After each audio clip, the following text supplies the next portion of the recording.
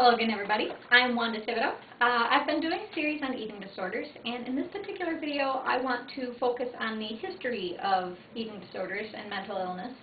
I want to show how the ancient ideas are, or our contemporary ideas are actually derived from ancient ideas. So basically what I'd like to do in this video is just go through a short timeline and show that comparison. So what I'll start out with is the idea of the wandering womb. The idea of the wandering womb started out in ancient Egypt. It was later adopted by the Greeks, and this was around 1900 BC. So it's a very old concept. But that idea was basically the idea that the womb, because they didn't have a very accurate understanding, obviously, of anatomy, they thought that the womb could move around in the body. And so if a woman was experiencing things like hysteria, mental illness, it was believed that the womb was affecting her mental capabilities. If she was having shortness of breath, the womb was constricting her airway. And so mental illness was very closely associated with the reproductive organs of women. So only women were really seen to be at risk for this type of mental illness, specifically hysteria. Later on, Galen, he was a Greek, he associated hysteria with congested sperm and sexual abstinence.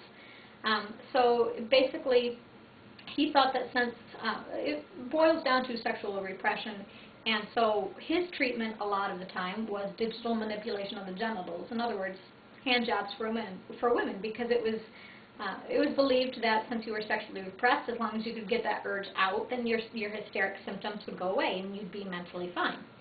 Later on, St. Augustine, he introduced the concept that hysteria and mental illness were connected to lust.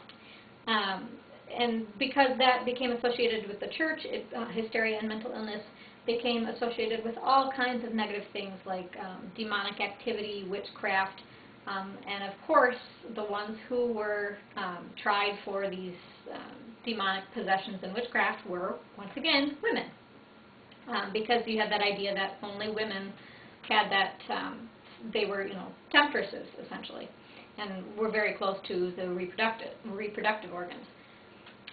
Later on, during the late medieval period and the Renaissance period, a lot happened within psychiatry. A couple of people first started looking at the physiological components. So they started studying it in terms of a nerve disorder, all kinds of things. And they finally started associating this with the brain. So they finally got that concept.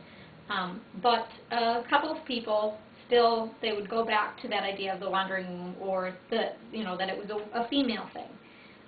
So particularly Feuchtersleben, around 1808 or so, there was the idea that hypochondria was very connected to hysteria, sexual repression, all through the Victorian period. So it was associated with selfishness, overprivilege, scholarliness, boredom.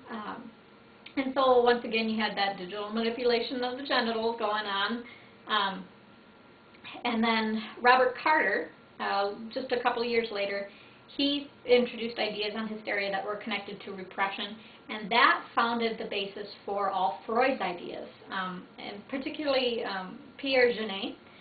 He associated hysteria with anorexia nervosa, particularly well into the 21st century. So that's where you see starting coming to the more modern concepts. So that's the basic premise for the timeline. So now what I'd like to do is just compare the two ideologies.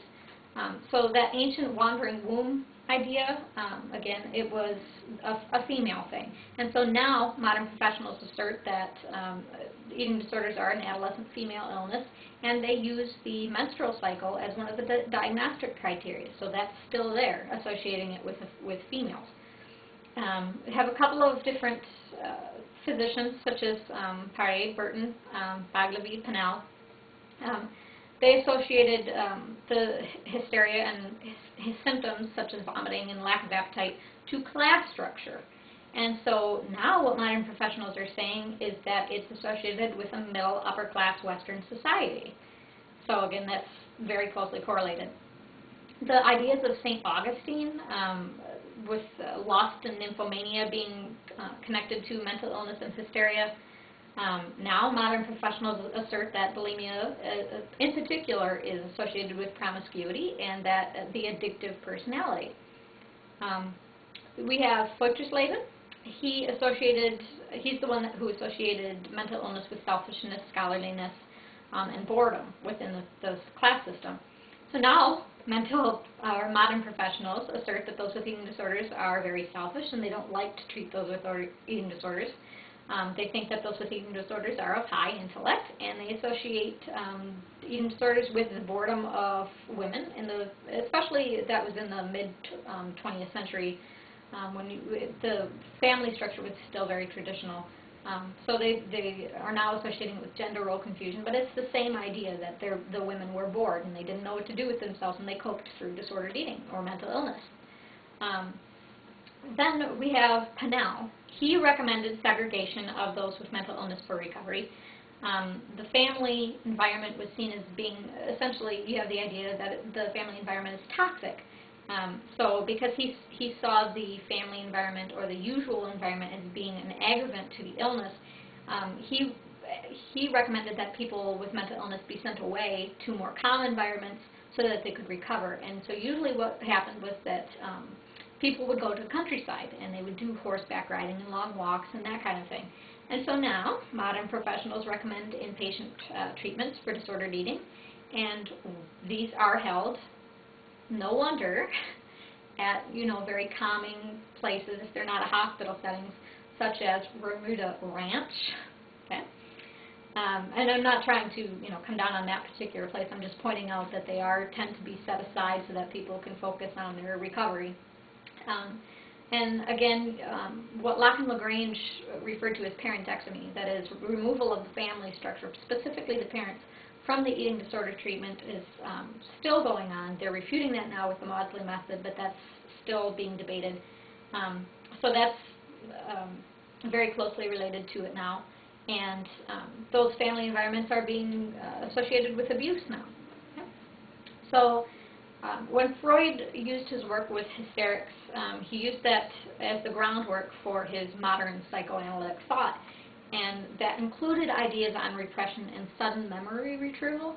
And so now in eating disorder therapy, what we see is many professionals, they insist that those with eating disorders are repressing instances of abuse. If you can just find that abuse, you'll understand, or any event, not necessarily abuse, but any hidden event that you can better understand why you are eating disordered or are mentally ill. So then, because of that, they still have this concept that a neutral therapist is best, because the neutral therapist supposedly won't trigger those negative memories and won't be detrimental to the patient. So again, this is not to point out that modern psychiatry has nothing to offer. I think it does, and the medical community has made leaps and bounds in treatment. But this is just to show that a lot of what is portrayed as insight into eating disorders and eating disorder treatment actually has its foundations way back in history, and that these concepts are not necessarily that new. They've just been, they've gone through a metamorphosis, so to speak, according to the time period that they were in. And they've gone back and forth on different ideas. They've, come full circle and then gone again. So I just wanted to point that out so that people could understand that, it's hard for contemporary professionals who work with eating disorders to get away from thousands of years of influence. And so if you really want somebody to be original with your treatment, you almost have to get them away from these concepts and start from scratch. So that is my take on it. That is the history, and I thank you for watching.